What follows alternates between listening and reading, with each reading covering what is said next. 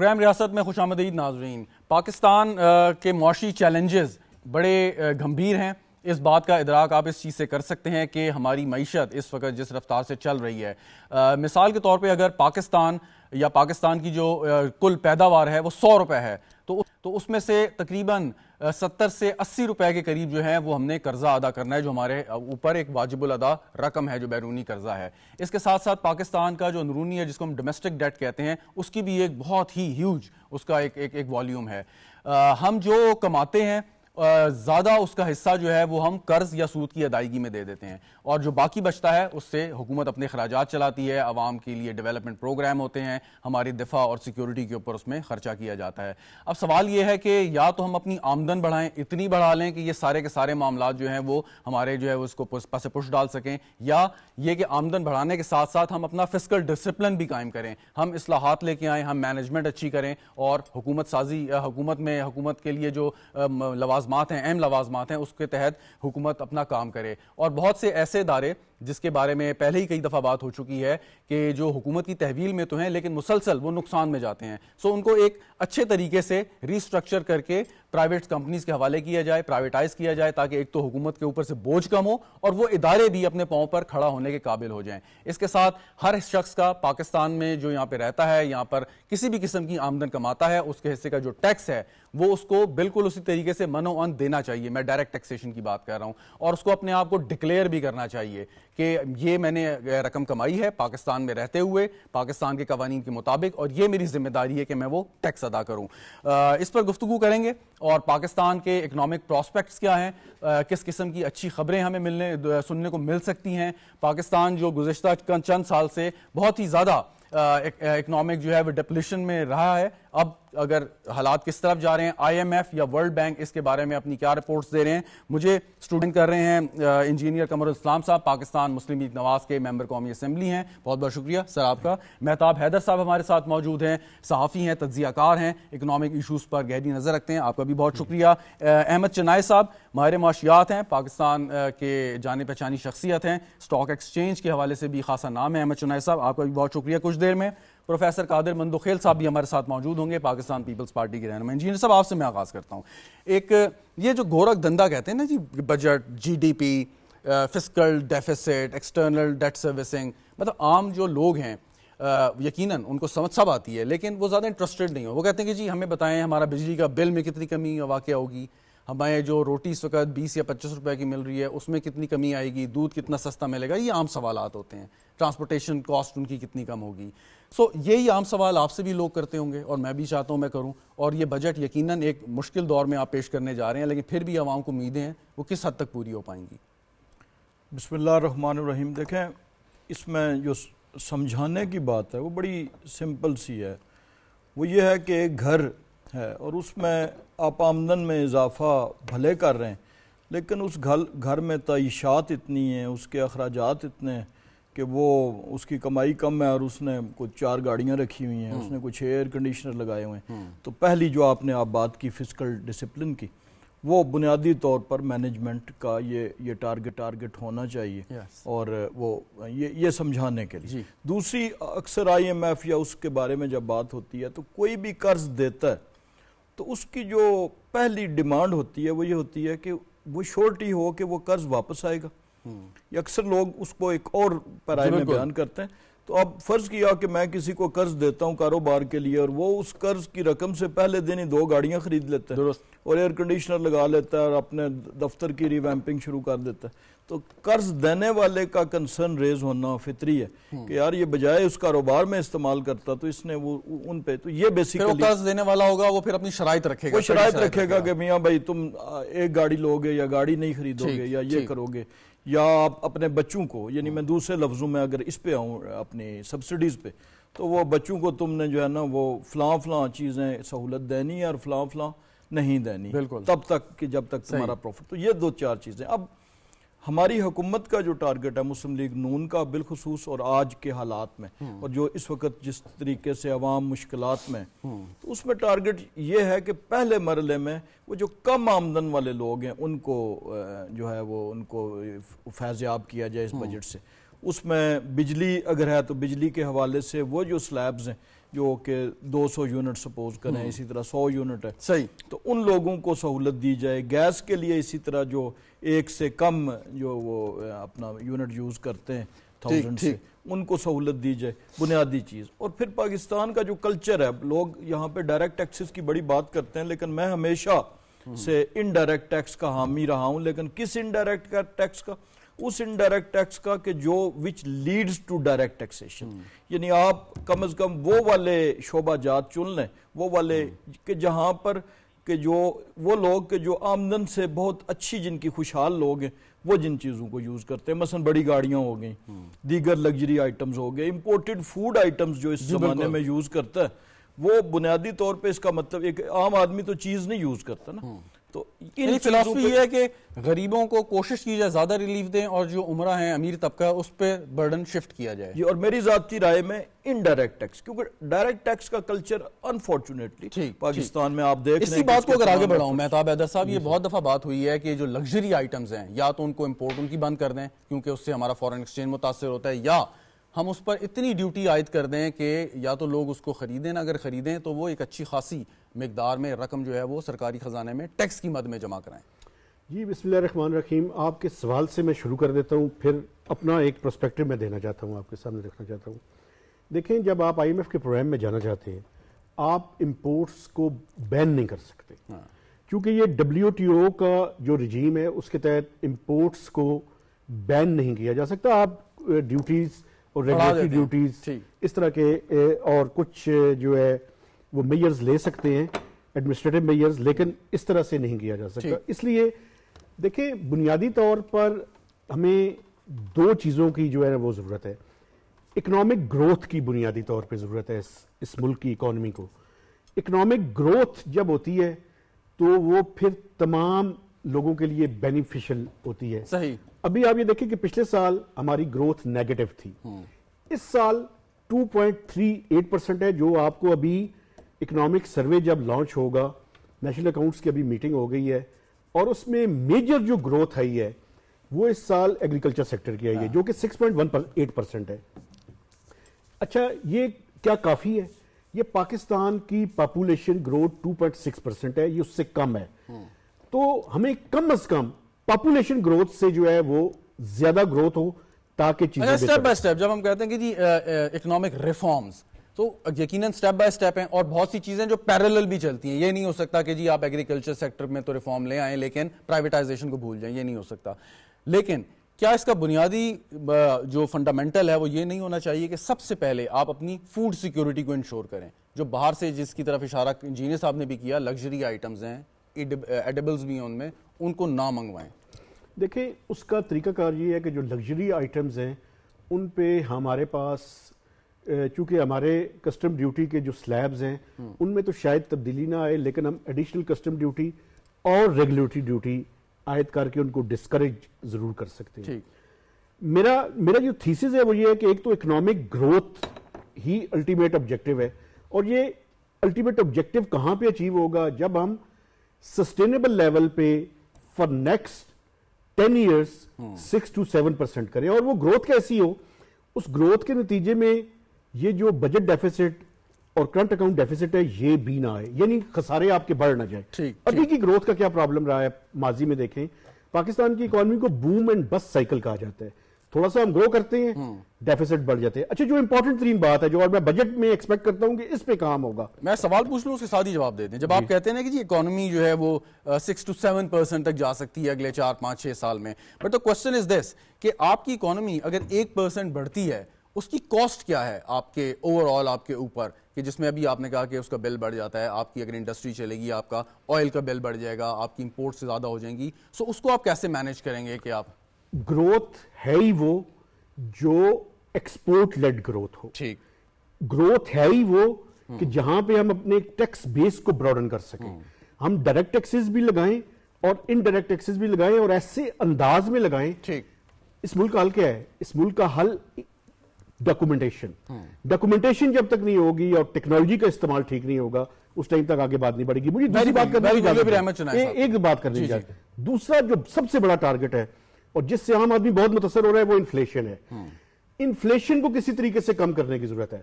پاکستان میں پچھلے 3 سے 4 سال کے دوران کوئی سال ایسا نہیں گزرا کہ ہماری انفلیشن پاکستان کی ہسٹری کی زیادہ انفلیشن نہ رہی ہو. لیکن اب جو ڈاؤن ورڈ ٹرینڈ نظر آ رہا ہے اب ڈاؤن ورڈ ٹرینڈ ہے نا، تو اس کو سسٹین کرنے کی ضرورت ہے تاکہ انفلیشن جتنی جلدی کم ہوگی اتنی زندگی، لوگوں کی زندگی میں سہولت آئے گی. بالکل ٹھیک. احمد چنائے صاحب، ابھی یہ جو گفتگو ہو رہی ہے اس کا آپ یقیناً اگر اس کا احاطہ کرنا چاہیں، اور ساتھ میں سوال یہ ہے کہ جب معیشت کا پہیہ ہم نے چلانا ہے جس میں obviously public sector development program بھی ایک بہت اہم کردار ادا کرتا ہے، جیسے مہتاب صاحب نے کہا کہ اسی گروتھ پہ جائیں جس سے آپ زر مبادلہ کما سکیں، ڈالر کما سکیں. اگر ہم نے اپنی پروڈکٹ بنا کے پاکستانی کنزیومر ہی کو دینی ہے تو پھر تو کوئی فائدہ نہ ہوا. ہم جتنی مرضی اس میں پروفٹ حاصل کر لیں، جتنا مرضی آپ اپنے مال کو بیچ دیں، پھر کیا فائدہ؟ گھر کی چیز گھر میں ہی رہ جائے گی.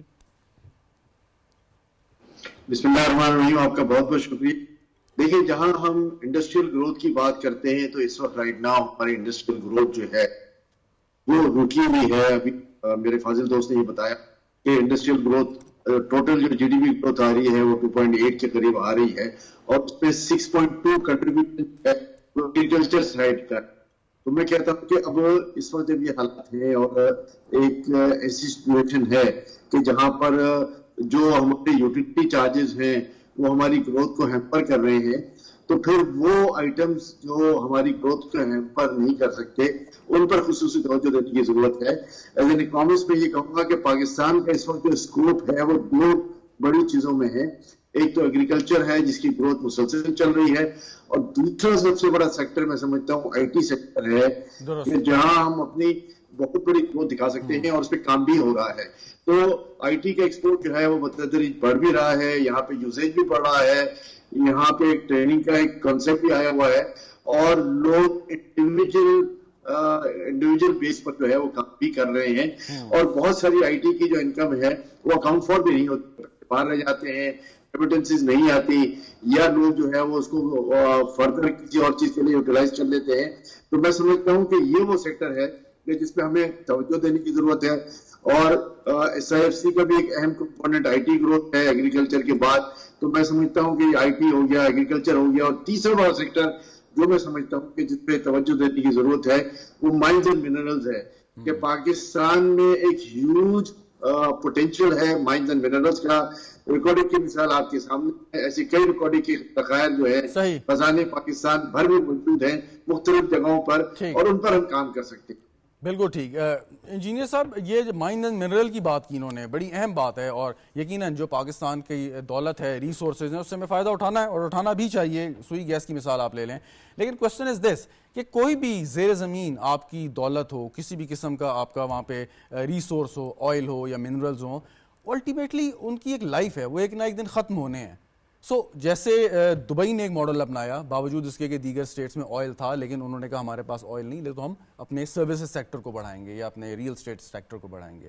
الٹیمیٹلی ہمیں اس لانگ ٹرم پہ سوچنا ہے کہ ٹھیک ہے اس کو بھی ایکسپلائٹ کریں، لیکن اپنے آپ کو سروس اورینٹڈ انڈسٹری کے طور پہ بھی پورٹریٹ کریں. جی بالکل الٹیمیٹلی، لیکن پہلے اس کو تو ایکسپلور کر تو لینا. دبئی نے تو تب سوچا نا کہ جب انہوں نے آئل کو ایکسپلور کیا، اس کی بنیاد پہ اپنی ڈیولپمنٹ کی، اور پھر انہوں نے سوچا کہ ہم باقی چیزوں کو، ٹورزم کو دیں، لوگوں کو فورن انویسٹمنٹ کریں. انہوں نے ریئل اسٹیٹ میں بہت انویسٹمنٹ اٹریکٹ کی. لیکن ہم نے تو بدقسمتی سے سوائے سوئی گیس کو، کیونکہ سوئی گیس جو ہے وہ سوئی تو خیر چلے نام آ گیا نا، گیس نیچرل، یہ سب سے ایزیلی ایکسپلورڈ چیز ہے، اور چونکہ یہ پروسیس فارم میں ہوتی ہے، اس کو سمپل آپ نے باہر نکال دیا. لیکن باقی جتنے بھی ہمارے پاس تھے، چاہے وہ میٹلز تھے، چاہے وہ دیگر پیٹرولیم کے بھی ایون پروڈکٹس تھے، تو اس کو ہم پراپرلی جو ہے وہ ایکسپلور ابھی تک نہیں کر پائے. اس کی وجوہات کچھ بھی ہوں. لیکن ایک بات ابھی آپ نے جو کی کہ جی ہم جو چیزیں بنا کے تو اپنے ہی لوگوں میں تقسیم کریں گے، تو بیسیکلی وہ بھی کنٹریبیوٹ کرتا ہے. وہ کس کو کنٹریبیوٹ کرتا ہے؟ وہ امپورٹس کو جو ہے وہ سبسٹریکٹ کرتا ہے، مائنس کرتا ہے. چونکہ ظاہر ہے وہی چیز جو آپ نے باہر سے منگوانی ہے، اگر پاکستان کی even for local people, local consumption بھی ایک اچھی کوالٹی کی چیز انڈسٹریلائزیشن میں بنتی ہے، ضروری نہیں وہ ایکسپورٹ ہو، لیکن وہ امپورٹس کی مد دنیا بھر میں بیلنس آف پیمنٹ کو دنیا بھر میں کنٹریبیوٹ کرتی ہے. ایسے ممالک، امیر ممالک ہیں، وہاں پہ کیمپینز چلتی ہیں کہ ایٹ لوکل، ویئر لوکل، یعنی کہ پہنے آپ اپنے کپڑے یہیں کے پہنے آپ. حالانکہ وہ امیر ملک ہیں، یورپ کی مثال آپ کو میں دینا چاہوں، کئی ایسے ممالک ہیں. ہم یہ کیوں نہیں چلا سکتے باوجود اس کے کہ ہماری جو پاکٹس ہیں وہ اتنی ڈیپ نہیں ہے جتنی ان ممالک کی ہیں, لیکن پھر بھی ان میں ایک شعور ہے. سو وہ شعور اجاگر تو میرے خیال میں آپ جیسے پولیٹیشنز نے یا انٹلیکچوئلز نے کرنا ہے, مہتاب حیدر صاحب جیسے. جی بالکل, پولیٹیشنز نے کرنا ہے اور ہر اس مکتبہ فکر نے کرنا ہے کہ جس کی لوگ مانتے ہیں. پولیٹیشین ایک اس کا کمپوننٹ ہے, اس میں مذہبی رہنما بھی ہے. جی بالکل. آپ دیکھیں کہ میڈیا جو ہمارا اس وقت رائے عامہ بنانے کا, ہموار کرنے کا سب سے مؤثر ہتھیار ہے, جی اس پہ کتنی چیزیں سوشل ایشوز پہ آتی ہیں. درست کہا آپ نے.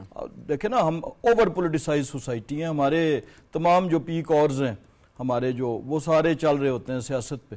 تو بیسیکلی انہوں نے بھی سوشل ایشوز کو ایڈاپٹ نہیں کیا.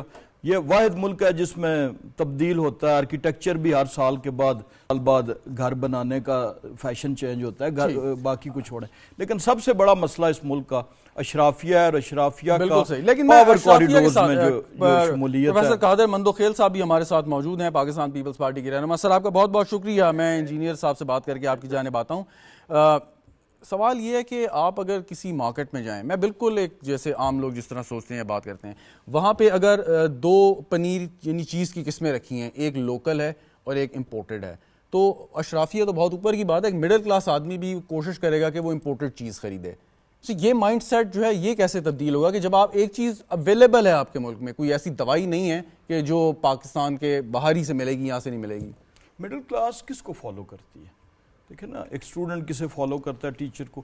امپورٹڈ کا لفظ آپ نے ہوش سنبھالا, ہم نے سنبھالا, تو رائٹرز نے امپورٹڈ یعنی افسانے لکھے گئے اس ملک میں, کہانیاں لکھی گئیں, تو اس میں کس چیز کو زیادہ آئیڈیلائز کیا گیا کہ فلاں کے امپورٹڈ کار کھڑی تھی پورچ پہ. یعنی لوگوں کے ذہن میں یہ چیزیں ڈالی گئی, اور یہ بیسیکلی اس کے لیے ایک سماجی جنگ کی بھی ضرورت ہے, اس کے لیے لوگوں کو ایجوکیٹ کرنے کی ضرورت ہے. اور یہ باور کرا دیا کہ امپورٹڈ چیزیں بیسٹ ہوتی ہیں کوالٹی میں ہماری پروڈکٹ سے, حالانکہ بہت سے کیسز میں ایسا نہیں بھی ہوتا. بہت سے نہیں, بلکہ زیادہ میں آج کل نہیں ہوتا. ہماری بہت سی چیزیں جو ہیں وہ ابھی تو انڈسٹری چونکہ ڈسکریج ہوگی نا لوکل. آپ دیکھیں کہ ہماری گجرانوالہ میں, گجرات میں جو انڈسٹری لگی تھی پچھلے کوئی 20-25 سال پہلے, بوم کر رہی تھی, وہ آج اس وجہ سے وہ کمپٹیشن کا شکار بھی ہوتی ہے. میں واپس آتا ہوں. سینیٹر قادر مندوخیل صاحب, سوال یہی اگر میں آپ سے کروں کہ زیادہ انحصار اپنی مقامی جو ہماری پروڈکٹس ہیں, سروسز ہیں, ان پہ کرنے کی بھی ضرورت ہے. مثال کے طور پہ اگر کوئی شخص ہے, جیسے بھی چیز کا ذکر ہو رہا تھا, ہر چیز یہاں پہ اویلیبل ہے, اور یہ جو مائنڈ سیٹ بن گیا ہے کہ ہم نے کہہ دیا ہے کہ کوئی امپورٹڈ چیز ہوگی تو وہی بہتر ہوگی, پاکستانی پروڈکٹس جو ہیں وہ ہم اوائڈ کریں گے, جو بندہ کر سکتا ہے, جس کی پاکٹ اجازت دیتی ہے. یہ مائنڈ سیٹ سر کیسے دور ہوگا کہ حکومت کو تو بہت تنقید کا نشانہ ہم بناتے ہیں؟ دیکھیے, پہلی بات تو یہ کہ امپورٹڈ والی بات جو نا وہ زیادہ میسر نہیں رہی. جب سے چائنا کا پروڈکٹ آ گیا تو وہ امپورٹڈ کا جو نا ستیاناش ہو گیا. دوسری بات یہ کہ مارکیٹ میں آپ کے لوگوں کو ذہن بنا ہوا ہے, جو بھی اللہ نے جس کو پیسے دیے وہ امپورٹڈ لے گا. لیکن جو مائنڈ سیٹ بنا ہوا ہے اس کی وجہ یہ ہے کہ اگر آپ پیٹرول ڈلوانا چاہیں کسی پیٹرول پمپ پہ, تو آپ جو باہر کی کمپنی ہے, مثال شل ہے, وہ اس کو زیادہ لوگ ترجیح دیتے ہیں کیونکہ لوکل ہمارے اس قابل نہیں ہے. اور پھر اس کے بعد اگر آپ بینک دیکھ لیں تو لوگ لوکل بینک کی بجائے جو باہر کے بینک ہے اس میں پیسے رکھنا چاہتا ہے کیونکہ وہ زیادہ باعتماد ہوتا ہے. تو ہم نے اپنا خود معیار 2 نمبری بنایا ہے, اور 2 نمبری کے طور پہ ہم سر اس وجہ سے لوگ گزارش سنیے گا, طرف جا رہے ہیں. اس میں ایکسیپشنز بھی مل جاتی ہیں. ابھی آپ نے جیسے شیل کا ذکر کیا, اب اٹک جو پیٹرول پمپس ہیں اٹک کمپنی کے, وہ لوکل ہے, بہت اچھی سروس دیتے ہیں, اور فیول کے بارے میں بھی ان کے بارے میں جو ہے لوگوں کی اچھی رائے ہے. یعنی کہ اگر ہم اچھی سروس, اچھی پروڈکٹ دیں تو لوگوں کو اپنی جانب ہم راغب کر سکتے ہیں. بالکل, میں آپ سے یہی کہہ رہا ہوں کہ ایک تو چائنا کا 2 نمبر 3 نمبر چیزیں آگے, وہ تو ویسے ستیاناش ہو گئے امپورٹڈ کا. لیکن پھر بھی یہ ہوتا ہے کہ آپ کپڑے لیتے ہیں, ایک تو بنیادی بات یہ کہ جس کو اللہ نے پیسے دیے وہ یقیناً مہنگا چیز دے گا, ٹھیک ہے, اس کو تو آپ روک نہیں سکتے. دوسری بات یہ کہ ہم نے معیار اپنا ایسے بنا لیے کہ ہر جگہ پہ ہماری 2 نمبری چلتی ہے. اب اگر جیسے وہ شربت لے, میں نام نہیں لوں گا, وہ یو ای میں پیور نام سے ہے, کچھ اور اسٹیکر سے ہے, اور پاکستان میں کسی اور اسٹیکر سے ہے. چلا کہ کیوں بھائی پاکستان میں جو اس کے اوپر تو فروٹ بنے ہوئے, یو اے میں جو فروٹ نہیں بنے ہوئے, کہہ رہے کہ بھائی وہاں کی حکومت نے یہ کہا کہ جب آپ اسی فروٹ سے بنائیں گے تو جا کے آپ تصویر چھاپیں گے, نہیں تو آپ کیمیکل والا جو ہے نا فروٹ آپ نہیں استعمال کریں گے. درست تو آپ اس سے اندازہ لگا لیں, میں نام نہیں لوں گا کمپنی کی اس کی بات ہے, مناسب ہے, نام بھی نہیں لینا چاہیے فی الحال جب تک ان کے. تو سوال یہ کہ کیوں ہم ایسا کر رہے ہیں کہ ہم کیمیکل جو ہے نا پاکستان میں بیچ رہے ہیں اور 1 نمبر چیزیں ہم باہر بیچ رہے ہیں. اگر آپ فروٹ لے لیں تو فروٹ بھی ہم 1 نمبر باہر بیچتے ہیں, 2 نمبر اپنے لوگوں کو کھلاتے ہیں. اسی طرح اور چیزیں لے لیں جو ہم 2 نمبر اپنے لوگوں کو کھلاتے ہیں, 1 نمبر باہر بیچتے ہیں.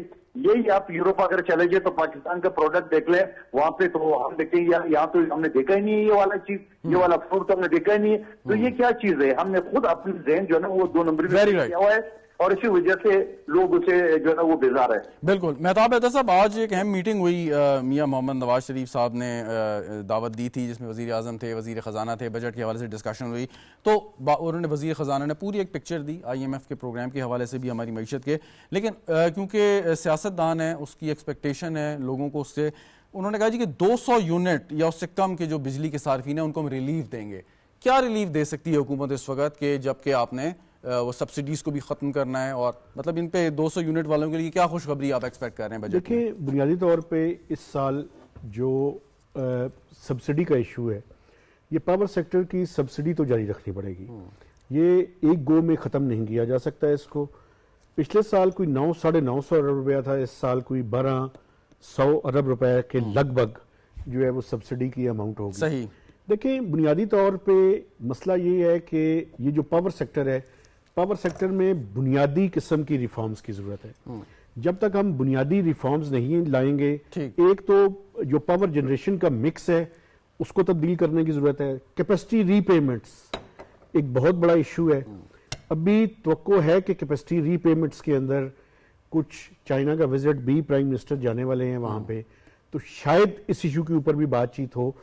یعنی کچھ نہ کچھ آؤٹ آف دا باکس جا کے کرنا پڑے. ایک تو جنریشن, ٹرانسمیشن اور ڈسٹریبیوشن, ان تینوں کے اوپر جو ہے نا وہ سائملٹینیسلی اگین پھر وہی آپ کی بات آ جاتی ہے کہ اگر ہماری معیشت 5, 6, 7 کی رفتار سے چلے گی تب ہمیں یہ کیپیسٹی ری پیمنٹ کے ایشو نہیں آئیں گے. دیکھیں, بنیادی طور پہ جب یہ پاور پلانٹس لگائے گئے تھے تو اس ٹائم ازمپشن یہ تھی کہ چائنا پاکستان اکنامک کوریڈور چلے گا, انڈسٹریل کوپریشن ہوگا, چائنا کی انڈسٹری ریلوکیٹ ہوگی اور ایک معیشت کا پہیہ چلنا شروع ہو جائے گا. بدقسمتی سے جو پاکستان کی پولیٹیکل سچویشن ہے اس کے نتیجے میں سی پیک سلو ڈاؤن ہوا اور وہ سارا کچھ نہیں ہوا. اب آپ نے ایک ساورن کنٹری کی حیثیت سے ان کے ساتھ ایگریمنٹس کیے ہوئے ہیں. یہ تو میں سمجھتا ہوں کہ چائنا کی بڑی مہربانی ہے کہ وہ رول اوور اور کمرشل ری فائنینسنگ کی صورت میں پاکستان کی مدد کر رہا ہے. لیکن یہ انرجی مکس کو ہمیں بنیادی طور پہ ٹھیک کرنا پڑے گا. بالکل صحیح, بالکل صحیح. اور ضرورت کس چیز کی ہے, بجلی کی قیمتوں کو کم کیا جائے اور گیس جو ہم باہر سے زیادہ امپورٹ کر رہے ہیں اس کی قیمتوں میں اضافہ کیا جائے. اور انرجی مکس کی بڑی اہم بات ہے کہ دنیا بھر میں جس طریقے سے لوگ کنورٹ ہوئے ہیں الیکٹرک پہ, تو وہ کس طریقے سے انہوں نے کیا مطلب اس کا بینیفٹ جو ہیں وہ لیے ہیں. چنائے صاحب, یہ فرمائیے کہ ابھی ہم بات کر رہے تھے کہ اکانومی بڑھے, یعنی کہ پاکستان میں ڈیولپمنٹ ہو, پاکستان میں ترقی ہو, لیکن اس کی بھی ایک کاسٹ ہے. جیسے ابھی کرنٹ اکاؤنٹ خسارہ جو جولائی تک اپریل ریکارڈ کیا گیا اس میں وہ 94.8, مہتاب صاحب correct me if I am wrong, کہ 94.8% تک اس کے خسارے میں کمی آئی ہے, تقریباً بیلنس ہی ہو گیا ہے. کوسچن از دس کہ جب آپ کی اکانومی بڑھے گی, آپ کی یہاں پہ انڈسٹریل گروتھ ہوگی, آپ مطلب دیگر اس میں جو ہے چیزیں باہر سے امپورٹ کریں گے, آپ کا آئل زیادہ امپورٹ ہوگا, سو پھر یہ کرنٹ اکاؤنٹ ڈیفیسٹ کو ہم کیسے بیلنس کر پائیں گے؟ مطلب اس کے لیے تو کیا ضروری ہے کہ ہم صرف وہی انڈسٹری لگائیں جو میکسیمم ایکسپورٹ اورینٹڈ ہو؟ جزاد بھائی, میں تھوڑا سا بیک گراؤنڈ میں جاؤں گا. دیکھیں, 2 سال پہلے جو پاکستان کی پوزیشن تھی وہ یہ تھی کہ ہمارے پاس, میں فگر میں بات کرتا ہوں کہ $30 بلین کا ایکسپورٹ تھا, $30 بلین کی ریمیٹنس تھی, اور $86 بلین کا آپ کا جو ہے وہ لگ بھگ جو ہے وہ امپورٹ تھا. $26 بلین کا کرنٹ اکاؤنٹ ڈیفیسٹ تھا. کوئی بھی دنیا کا ملک, کوئی بھی کمپنی جو ہے وہ اس طرح نہیں چل سکتی کہ $26 بلین کا ڈیفیسٹ ہو. میں تو کریڈٹ دیتا ہوں پچھلے 20 مہینے میں جو بھی ہمارے فائنینشیل مینیجرز رہے ہیں کہ انہوں نے اس کو مینیج کر کے آج آپ خود بتا رہے ہیں کہ آلموسٹ نیگلیجیبل اس پر آگے ہیں, اور آج ہم ری فیس کر رہے ہیں اپنے آپ کو کہ اب وے فارورڈ ہم نے کیسے چلنا ہے. دیکھیں, وے فارورڈ ہم نے ایسے چلنا ہے کہ جو پرتعیش اشیاء ہیں, جو غیر ضروری اشیاء ہیں, ان کو ہم نے ہمیشہ کرٹیل کرنا ہے, ان کو بیک برنر پہ رکھنا ہے کہ جی پیچھے آئیں گے. یہ پہلے جو ہماری ضروری اشیاء ہیں وہ ان کی امپورٹس ہوگی, چاہے وہ آئل ہو چاہے دوسری آئٹمز ہو. تو اب اگر صحیح مینج کر کے ہم چلے اور ہم نے غیر ضروری امپورٹس نہیں کی, جیسے $3 بلین کے ہم نے صرف موبائل فون منگوا لیے تھے, $6 بلین کی ہماری ٹرف میں جو ہے وہ گاڑیاں آ گئی تھی. تو یہ ساری چیزیں جو ہیں وہ ہمیں فائنینشیل مینیجر نے جو ہے وہ بتانی ہے کہ جی یہ صحیح نہیں تھا, جس کی وجہ سے ملک کی اکنامی اس دورہ پہ آ گئی تھی. وہ لوگ اس کو فیلڈ سٹیٹ کہنے لگ گئے تھے, لوگ کہنے لگ گئے تھے کہ پاکستان ڈیفالٹ کر جائے گا. اچھا چنائی صاحب جی, آپ نے بھی ابھی آپ نے اسپیسیفکلی مینشن کیا کہ پچھلے جو 9 مہینے کے دوران جو ہے یا 20 مہینے کے دوران جو ہے یہ سارے کا سارا معاملہ ہوا ہے. کوشچن از دس کہ 20 مہینے میں ہم نے جو ہے آپ کا کرنٹ اکاؤنٹ ڈیفیسٹ اس کو بڑی حد تک کنٹرول کر لیا, تقریباً آلموسٹ اس کو آپ بیلنس پہ بریک ایون پہ لے آئے. لیکن ایک جو بڑی پرابلم ہے آپ کا فسکل ڈیفیسٹ, اور وہاں پہ خالی آپ نے مطلب کنٹرول نہیں کرنا, جیسے امپورٹ زیادہ آپ کم کر دیں ایکسپورٹ بڑھا دیں. یہاں پہ جو ڈسپلن ہے, جو ریفارمز ہیں, اخراجات میں کمی ہے, اس میں جو آپ کے یونٹس ہیں جو خسارے میں جا رہے ہیں ان کی پرائیویٹائزیشن ہے, اٹس اے ہول پیکیج. وہ کتنا عرصہ لے گا آپ کے خیال میں اگر اتنی اچھے اکنامک مینیجر کنٹینیو کرتے رہے؟ دیکھیں وہ بھی میں سمجھتا ہوں کہ 1.5 سال اس میں پھر بھی لگے گا, اس لیے کہ یہ اتنا آسان کام نہیں ہے. ہم نے ہمارے جو لاس میکنگ انٹائٹیز ہیں ان کو پرائیویٹائز کرنے کی بات کی ہے. اس کے بعد ہم نے بہت ساری ایسی چیزیں ہیں جو گورنمنٹ کا جب یہ کام ہوتا ہے کہ government has got nothing to do with business, اور ان کا کام یہ ہوتا ہے کہ مینجمنٹ کریں, تو پھر ان کو بھی اس سیمبٹ سے نکالنے کی ضرورت ہے. میں سمجھتا ہوں کہ ونس فار آل اگر یہ ڈیسیجن صحیح معنوں میں امپلیمنٹ ہو جاتا ہے اور یہ ساری جو اسٹیٹ اور انٹرپرائزز ہیں ان کو ہم پرائیویٹائز کر دیتے ہیں, تو میں سمجھتا ہوں کہ کوئی وجہ نہیں ہے کہ پاکستان پہ یہ جو اضافی بوجھ ہے وہ ختم ہو جائے گا. ہمارا صرف اور صرف ڈیٹ کی انٹرسٹ ری پیمنٹ میں جو ہے وہ ہمارا پورا بجٹ چلا جاتا ہے. 9.5 ٹریلین کی جو ہے وہ ہمارے پاس یہ اعداد و شمار ہیں, اور آگے جا کے ہم 11.5 ٹریلین کی بات کر رہے ہیں, تو اتنا تو ہمارا انٹرسٹ ریٹ بڑھتا ہے. تو ہمیں اپنے آپ کو اب اس پلیٹ فارم پر بھی مینج کر کے اس ملک کی اکنامی کو صحیح معنوں میں چلانا ہے. میں ایک بات اس میں یہاں اور کہوں گا کہ لوگ کرٹیسائز کرتے ہیں کہ ہم آئی ایم ایف کے اشاروں پہ چل رہے ہیں, آئی ایم ایف نے یہ بڑھوا دیا, آئی ایم ایف نے یہ کٹا دیا.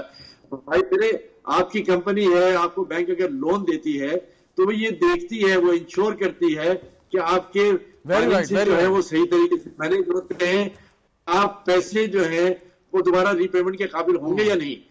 تو یہ وہ اصلاحات ہیں جو آئی ایم ایف آپ کو دیتا ہے. میں سمجھتا ہوں یہ اچھی چیز ہے کہ آپ پر فائنینشیل ڈسپلن آتا ہے, اور یہ 1.5-2 سال کے اندر جو آپ نے یہ فائنینشیل ڈسپلن کے ساتھ کام کیا ہے تو الحمدللہ آج آپ کا کرنٹ اکاؤنٹ ڈیفیسٹ جو ہے وہ تقریباً آلموسٹ برابر پہ آ گیا. میں آتا ہوں واپس آپ کی جانب. انجینئر صاحب, یہ کوئی بھی سیاسی حکومت ہو اس کی کوشش ہوتی ہے کہ وہ زیادہ سے زیادہ ریلیف جو ہے پاس آن کرے عوام پہ. اب یہ پہلا بجٹ ہے آپ کی حکومت کا, کیا اس کو آپ کہیں گے کہ ایک عوامی بجٹ ہوگا, یا آپ سمجھتے ہیں کہ آپ کو مزید اس میں کچھ ٹائم چاہیے ایسا بجٹ جو آپ کی توقعات کے مطابق کو دینے؟ میرا خیال ہے ان معنوں میں عوامی بجٹ جو کہ ماضی میں ہوا کرتا تھا ویسا دینے کی کوشش پوری ہے ہماری حکومت کی. آبویسلی ہم نے بہت سا پولیٹیکل کیپیٹل اس کاوش میں ملک کی اکانومی کو سنبھالنے میں برن کیا ہے, تو کوشش پوری ہوگی. لیکن شاید یہ ان معنوں میں ٹیکسیشن کے حوالے سے عوامی بجٹ نہ ہو سکے جیسے ابھی جن مسائل کو ڈسکس کیا ہم نے, کہ پہلا ہمارا جو تھا وہ ملک کو اس سٹیٹ سے نکالنا تھا جب فیلڈ سٹیٹ کہا جا رہا ہے. الحمدللہ اس سے نکل آئے.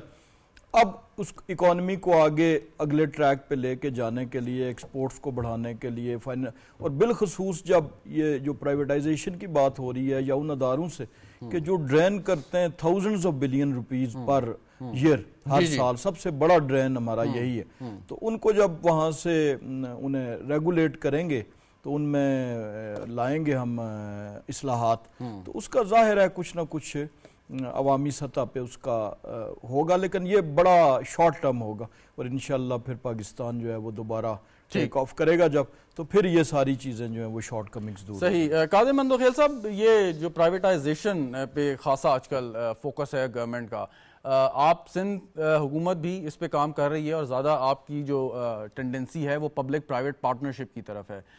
لیکن جب آپ کسی بڑے ادارے کو، قومی ادارے کو پرائیویٹائز کرنے جاتے ہیں جیسے حکومت کا پلان ہے، تو اس کے ساتھ ساتھ انہیں پولیٹیکل کنسنسس کی بہت ضرورت ہوتی ہے تاکہ اگلی حکومت آ کے اس کو ریورس کرنے کی کوشش نہ کرے یا اسی کے دوران جو ہے حکومت کے لیے مشکلات نہ ہوں. تو آپ کے خیال میں سیاسی جماعتوں کا اس منیمم اکنامک کامن ایجنڈے پر متفق ہونا ضروری نہیں ہے؟ دیکھیے پہلی بات تو یہ کہ جو پی آئی اے کی بات کر رہا ہے یا دوسرے اداروں کے، میں اس کمیٹی کے چیئرمین تھا، میرے پاس تمام ملازمین آتے تھے، 4 لاکھ ملازمین کے جو ڈائریکشن میں نے دینی تھی اس وقت حوالے سے، تو مجھے ایک ادارے کا پتہ ہے کہ مثال کے طور پہ پی آئی اے ہے. پی آئی اے ایک 400 بنگلوں کا بلڈنگ تھا مثال کے طور پہ، جس میں ایمریٹس ایئر لائن کھڑے. میں آپ کو عام الفاظ میں سمجھانے کی کوشش کر رہا ہوں. پی آئی اے اگر 400 کمروں کا ایک بلڈنگ ہے اور وہ سکڑ کے ایک کمرے تک آ گیا، تو جو 400 لوگوں کمروں کا جو آپ نے ملازمین رکھے اور وہ سکڑ کے ایک کمرے سے آ جائیں گے تو یقیناً وہ بوجھ لگے گا. تو میں یہ سوال ہے کہ یہ 400 کمروں سے 1000 کمرے یا 10,000 کمروں تک جانا کی بجائے وہ ایک کمرے تک کیوں محدود ہوئی؟ کیونکہ سارے رولز آپ نے خود بیچ دیا. ٹھیک ہے نا، اب میں نام نہیں لوں گا حکومت کی، یہ لندن کا روٹ بیچ دیے، امریکہ کا نیو یارک کا بیچ دیے، سارے من پسند لوگوں کو وہاں پہ کنٹری مینیجر لگا کے ایک آدمی کا میں نام آپ کو بتا سکتا ہوں. اچھا، اب اس کے اوپر آپ الزام یہ لگائیں گے کہ بھائی یہ پیپلز پارٹی نے بھرتی کی ہے. بالکل پیپلز پارٹی نے بھرتی کی ہے. پیپلز پارٹی 1000 مرتبہ اور یہ بھرتیاں کریں گے، کیونکہ ہمارا جو منشور ہے، نعرہ ہے روٹی کپڑا اور مکان کا، ہم یہ کرتے رہیں گے. جو اس کو جرم سمجھتے ہیں تو ہم جرم بار بار کریں گے. لیکن سوال یہ کہ ایک شخص اگر بیمار ہو جائے اس کو اسپتال میں علاج کے بجائے آپ قبرستان بھیج رہے ہیں، تو یہ تو آپ بتا رہا ہوں قبرستان کی طرف بھیج رہے ہیں. دوسرا مثال ہے یہ جو 8 لوگوں نے شمولیت کی ہے، یہ جو ڈیٹ دی پی آئی اے میں اس کا نام لوں تو ایک آدمی ہے، وہ ٹھیکیدار ہے، اور ٹھیکیدار بھی مٹی کا ٹھیکیدار ہے، کبھی زندگی میں اس کو بلڈنگ نہیں بنائے ہو. اس نے کوئی فارن کمپنی کے ساتھ کنسورشیم بنا کے بیوقوف بنانے کے لیے پی آئی اے لے رہا ہے. ٹھیک ٹھیک میں سے کہتا ہوں کہ اس کنسورشیم کو بھرنے کے لیے اس کو پی آئی اے کا جو ایبریویشن ہے، چلیں یقیناً ہم امید کرتے ہیں کہ گورنمنٹ اور اس کے ادارے جو ہیں وہ اس میں مائنڈفل ہوں گے، اور آپ کے پاس بھی پارلیمان کا، صوبائی اسمبلیوں کے بہت بڑے فلورز موجود ہیں کہ جہاں پہ آپ یہ ایشو بھی اٹھا سکتے ہیں، آپ پوائنٹ آؤٹ کر سکتے ہیں، اور ایز اے پیٹریوٹک پاکستانی نا وی اپریشیٹ اٹ. ہم نے سینٹ پہ اٹھایا ہے. ہماری پارٹی نے 3 رکنی کمیٹی بنائی ہے جو پرائیویٹائزیشن کے حوالے سے حکومت کے ساتھ بات چیت کر رہی ہے. میں تو چونکہ ایک مزدوروں کا ساتھی ہوں، میں تو ہمیشہ ملازمین کی طرفداری کروں گا، ان کے سائڈ دوں گا. لیکن میرا یہ کہنا ہے کہ میں نے آپ کو مثال دی ہے کہ یہ اگر 400 کمروں کا بلڈنگ میں متعین وہ تھا، مشتمل تھا، اور وہ ایک کمرے تک آ گیا، تو آپ نے صحیح کہا کہ جو مینجمنٹ کی بہتر کرنے کی بھی ضرورت رہی ہے ماضی میں. جن کے خربوں روپے کی زمین ہے، آپ نے ماضی میں چودھری افتخار چودھری چیف جسٹس کے دور میں 1.5 ارب روپے میں دیا تھا اس کو، تو اب وہ بھی قسطوں میں. تو آپ مجھے بتا دو کہ آپ کوریون کی دام ان اداروں کو جب آپ بیچ رہے ہو، تو یہ جو ملازمین ہیں جو لاکھوں کی تعداد میں ان کے جو گھر میں چولہا بجھے گا، تو اس کا ذمہ دار کون ہوگا؟ اور اسی لیے کہ ضروری ہے کہ آپ بیٹھ کے گورنمنٹ کے ساتھ بات کریں. میں واپس آتا ہوں آپ کی جانب قادر مندوخیل صاحب. مہتاب حیدر صاحب، اس دفعہ کیا آؤٹ لے دیکھ رہے ہیں بجٹ کا، اور خاص طور پہ ٹیکس ٹارگٹ کیا ہوگا آپ کے خیال میں، یا ایکسپیکٹڈ آبویسلی، اور ڈیولپمنٹ پروگرام میں کس حد تک ہم سٹریچ لے سکتے ہیں؟ دیکھیں، یہ جو اگلا بجٹ ہوگا اس کو میں سٹیبلائزیشن کا بجٹ کہوں گا، کیونکہ آئی ایم ایف کا پروگرام کا مطلب ہی یہ ہے کہ اکانومی کو سٹیبلائزیشن کی ضرورت ہے.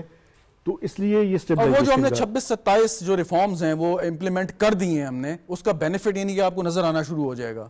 دیکھیں، بنیادی طور پہ مسئلہ یہ ہے کہ اگلے جو 3 سال کا پروگرام ہوگا، وہ 3 سال کا پروگرام یہ نہیں میں کہوں گا کہ پینفل نہیں ہوگا، لوگوں کے لیے پینفل ہوگا. آپ نے ٹیکس ٹارگٹ کی بات کی، ٹیکس ٹارگٹ 12.5 ٹریلین سے زیادہ کا ہوگا. اچھا، زیادہ سے مراد یہ ہے کہ تھوڑا سا حکومت کی کوشش یہ ہے کہ اس کو ذرا تھوڑا سا کم کیا جائے. آئی ایم ایف نے کچھ اس کو زیادہ پچ کیا ہوا ہوگا. جو ڈیولپمنٹ بجٹ ہے، میں اے پی سی سی کی میٹنگ ہے جمعے والے دن، اینول پلان کوارڈینیشن کمیٹی کی، اور ایکسپیکٹڈ یہ ہے کہ پرائم منسٹر کے جانے سے پہلے 3 جون کو نیشنل اکنامک کونسل کی میٹنگ ہوگی. تو ابھی جو اے پی سی سی کے سامنے ورکنگ پیپر جائے گا، ابھی تیار نہیں ہوا. خواہش یہ ہے کہ 1500 ارب روپیہ جو ہے پی ایس ڈی پی کے لیے رکھا جائے. 1500 جی، almost double than the ongoing. جی، آؤٹ گوئنگ سے ڈبل ہے. لیکن ابھی تک جو منسٹری آف فائنانس ہے وہ 1000 ارب روپیہ کہہ رہی ہے، اور 200 ارب روپیہ کہہ رہی ہے پبلک پرائیویٹ پارٹنرشپ کے تحت کریں.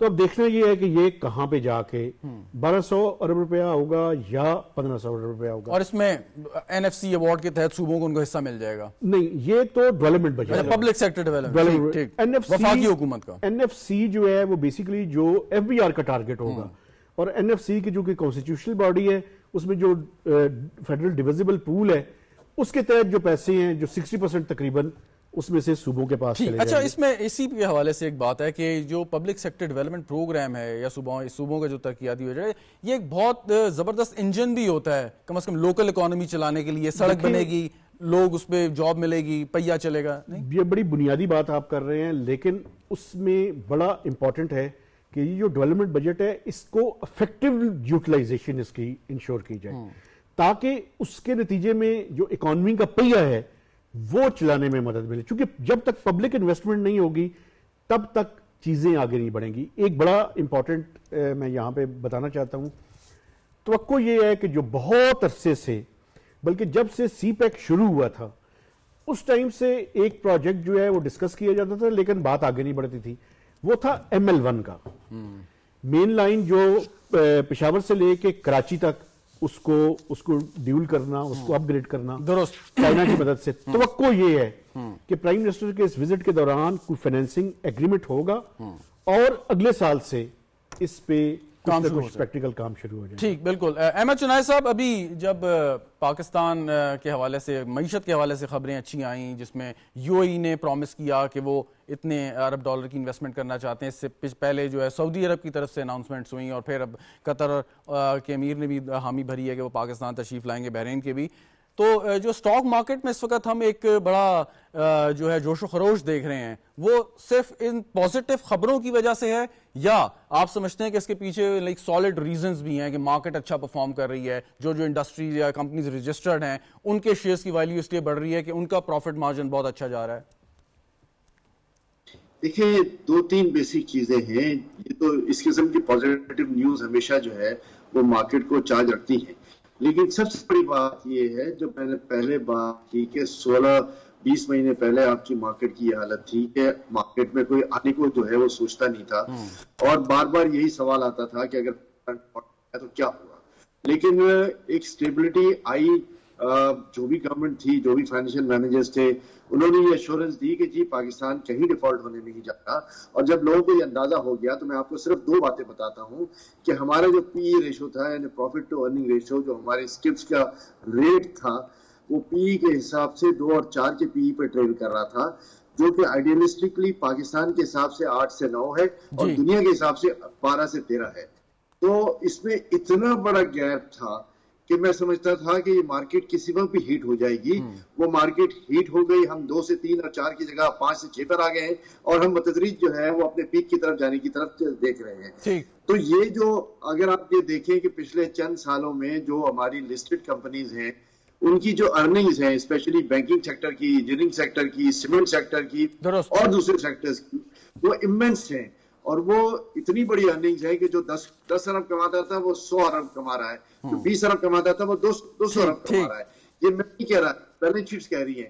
تو پھر تو مارکیٹ پہ کانفیڈنس اور ٹرسٹ لیول آنا تھا جو آیا ہے. اور آج بھی میں اپنی ذاتی رائے میں یہ کہتا ہوں کہ مارکیٹ میں آج بھی بڑا سکوپ ہے اور بڑا جو ہے وہ مارکیٹ میں وائبرنسی کی گنجائش موجود ہے. ٹھیک ٹھیک. قادر احمد وکیل صاحب, فائنل کوسچن سر, کہ اب آئندہ مالی سال میں جو ہماری ٹوٹل گروتھ ہے, وہ جی ڈی پی گروتھ ہے وہ 3.7, مہتاب صاحب again correct me if I am wrong, 3.7, اور مہنگائی کا ہدف جو ہے وہ 11% تک لانے کی کوشش کی جائے گی, اگرچہ پھر بھی مشکل ہوگا کہ سنگل ڈیجٹ میں, اس کے لیے مزید انتظار کرنا پڑے گا. یہ وقت ہے اس وقت, کیونکہ آپ حکومت کے ایک طرح سے ایلائی بھی ہیں اور امیدیں یہ کی جا رہی ہیں شاید بجٹ کے بعد آپ حکومت باضابطہ جوائن بھی کر لیں.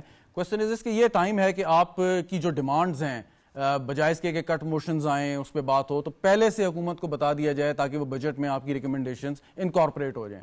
قادر صاحب, ہمارا وفد 2 دن پہلے پرائم منسٹر صاحب سے ملاقات کی ہے, اور جس میں وزیر اعلیٰ سندھ بھی موجود تھے, تو انہوں نے یقیناً اسی چیز کی ملاقات کی ہے کہ وہ تجاویز دیں گے. نمبر 1 بات.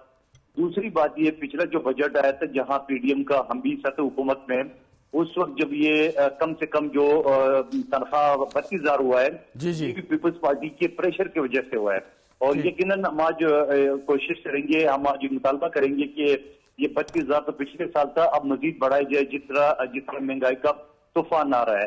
اور پھر اس کے علاوہ سب سے بڑا مطالبہ جو میں اس وقت میں شامل نہیں تھا لیکن پارٹی کا مطالبہ تھا, سندھ میں جہاں 90% سیلاب سے پورا سندھ ڈوب گیا, جہاں بلاول بھٹو زرداری صاحب نے 20 لاکھ مکانات کا اعلان کیا تھا, جس میں شہباز شریف صاحب کی پچھلی حکومت نے یقین دہانی کرائی, وہ پیسے نہیں دیے. NSC ایوارڈ کے ذریعے جو خیبر پختونخوا کی حکومت کہہ رہی ہے ہماری بھی بقایا جاتا ہے, بلوچستان حکومت بھی ہماری ہے وہاں بھی بقایا جاتی ہے جائے. اور پلس یہ سب سے بڑھ کر یہ جو مہنگائی کا جو طوفان آ رہا ہے, اور اس طوفان کو آپ عوام کو کم سے کم کیا ریلیف دے سکتے ہیں, جہاں ہم نے یا مسلم لیگ نون نے اپنے منشور میں 300 یونٹ تک بجلی فری ہونے کا وہ آپشن رکھا تھا یا منشور میں رکھا تھا, تو اس کے لیے کیونکہ اب ظاہری بات ہے سولر تو سستا ہو گیا لیکن حکومت سولر کے اوپر بھی ٹیکس لگانے کی سوچ رہا ہے. لیکن آپ یہ نہیں کہتے سمجھتے کہ بلاول بھٹو زرداری صاحب نے بھی یہ بات کی تھی کہ ہم 200 یا 300 یونٹ والوں کو فری بجلی دیں گے. یہ الیکشن مہم میں تو چلیں ایک نعرہ لگ گیا لیکن گراؤنڈ ریالٹی سے کمپیٹیبل نہیں نظر آتا. نہیں آپ سمجھے نہیں ہے, گراؤنڈ ریالٹی بھی یہی ہے. کوئی 300 یونٹ ہم نے کوئی بجلی گھر سے نہیں دینا تھا, وہ ہم نے سولر جو ہے نا ان کو مفت دینا تھا تاکہ سولر کے ذریعے ان کو 300 یونٹ فری مل جائے. حکومت جو ہے نا وہ سولر کے اوپر ٹیکس کم سے کم کر رہے ہیں اور اس کے لیے فنڈ مختص کر رہے, تو یقیناً ہمارا اور نون لیگ کا یا کسی اور جماعت کا یہ مطالبہ یا یہ منشور بھی پورا ہو جائے گا. 300 یونٹ جب ہم ایک غریب گھرانے کو سولر فری دیں گے تو آٹومیٹکلی اس کو بجلی فری ہو جائے گا. اور دوسری یہ سولر کے حوالے سے جو لوگ لگا رہے گھروں پہ, اور ایک طرف حکومت جو ہے نا بار بار جو ہے نا یہ لگ کہہ رہی کہ ہم ٹیکس لگائیں گے, تو اس سے تھوڑا اجتناب کر دے کیونکہ نئی جو پاور ہے, نئی بجلی تو بن نہیں رہی ہے, تو کم سے کم یہ سولر کے ذریعے جو ہے نا یہ جو لوگوں کا مسئلہ ہے وہ ختم ہو جائے. اس سے پہلے ہمارا انرجی کے منسٹر تھے سندھ کے, انہوں نے 1200 یونٹ کا صرف میرے اعلان کیا تھا. تو آج بھی ہم یہی مطالبہ کریں گے کہ ہر حلقے میں جو نا وہ سولر فری دیا جائے, 300 یونٹ تک جو نا غریب لوگ اس کو فائدہ حاصل کر سکتے ہیں. انجینئر صاحب, اب لوگوں کی خواہش اور درخواست آپ سے یہی ہوگی کہ کم سے کم ٹیکس لگایا جائے, کوئی نیا ٹیکس نہ لگایا جائے, اور کوشش کی جائے کہ ڈائریکٹ ٹیکسیشن کے بجائے انڈائریکٹ ٹیکسیشن کے بجائے ڈائریکٹ ٹیکسیشن سے جو ہے آپ زیادہ جو ہے ریونیو حاصل کریں. یہ بالکل ہماری جماعت کی بھی یہی خواہش بھی ہے. آج جو میٹنگ ہوئی اس کا بھی جو بنیادی خیال تھا, مرکزی خیال, وہ یہی تھا. اور کیپنگ ان ویو ریالٹیز انشاءاللہ پوری کوشش کی جائے گی تاکہ جو کم از کم جو بنیادی ضرورت کی چیزیں, آٹا ہے, چینی ہے, دالیں ہیں, ان پہ کم از کم ان کی قیمتوں میں استحکام لایا جائے. اور اسی طرح جو بنیادی ایک 70% جو ہمارے کنزیومرز ہیں بجلی اور گیس کے, ان کو ریلیف دیا جائے. تو یہ پوری توقع بھی ہے, امید بھی ہے کہ ان گیون سرکمسٹانسز عوام کو پورا ریلیف دینے کی کوشش, عوام کو ریلیف دینے کا پورا کوشش ہے آپ کی ریلیف دینے کی. مہتاب حیدر صاحب, ریلیف عوام کو تو یقیناً دیں گے, لیکن صرف ایک چیز یہ کہ جب آپ IMF پروگرام میں ہوتے ہیں سو پھر عوام کو یہ بتانا بھی آپ نہیں سمجھتے ضروری ہوتا ہے کہ جی ہم ریلیف دے رہے ہیں لیکن مشکل ہوگا. اور جیسے بھی بات کر رہے تھے GST لگ رہا ہے پیٹرولیم پروڈکٹس پہ, لیکن تو پھر کیا اس کا مطلب یہ ہوا کہ جو لیوی ہے وہ آپ مائنس کر دیں گے یا کم کر دیں گے؟ نہیں, وہ تو IMF کی تو ریکمنڈیشن یہ تھی کہ لیوی کے اوپر آپ GST لگائیں. لیکن میرا خیال یہ ہے کہ ایک پروپوزل اور بھی آن ٹیبل ہے, وہ یہ ہے کہ ہم کاربن لیوی کیوں نہ لگا دیں, چونکہ اگر آپ نے GST لگایا تو GST کا تو 60% صوبوں کے پاس چلا جائے گا, اور فیڈرل گورنمنٹ کا زیادہ اس ٹائم جو ہے وہ فائنینسنگ کا ایشو ہے. دیکھیں, بنیادی طور پر ایک چیز بتانے کی ضرورت ہے لوگوں کو, وہ یہ ہے کہ جب اکانومی ICU کے اندر ہے تو یہ تو نہیں ہو سکتا کہ آپ ڈول آؤٹ کر دیں. ڈول آؤٹ ابھی نہیں ممکن. یہ ممکن ہے کہ IMF کے ساتھ نیگوسیشنز ایسے کیے جائیں کہ جو IMF کا 3 یا 4 سال کا پروگرام ہے اس کو سٹیگر کر کے کیا جائے, اس کو فیزز کے اندر کیا جائے. IMF کا کیا مطالبہ ہوگا کہ اس کو فرنٹ لوڈڈ کیا جائے. فرنٹ لوڈڈ سے مراد یہ ہے کہ پہلے سال 1.5 سال کے اندر ہی ان کی میجر ڈیمانڈ جو ہیں ان پر عمل کر لیا جائے. تو اس کو سٹیگر کرنے کی ضرورت ہے, اور سٹیگر ہوگا اکانومی سٹیبلٹی سے گروتھ کی طرف. بہت شکریہ آپ کا مہتاب حیدر صاحب, قادر مندوخیل صاحب, احمد چنائے صاحب, انجینئر قمر اسلام صاحب ہمارے ساتھ موجود تھے. ناظرین, پروگرام دیکھ بھی شکریہ, اجازت دیجیے, خدا حافظ.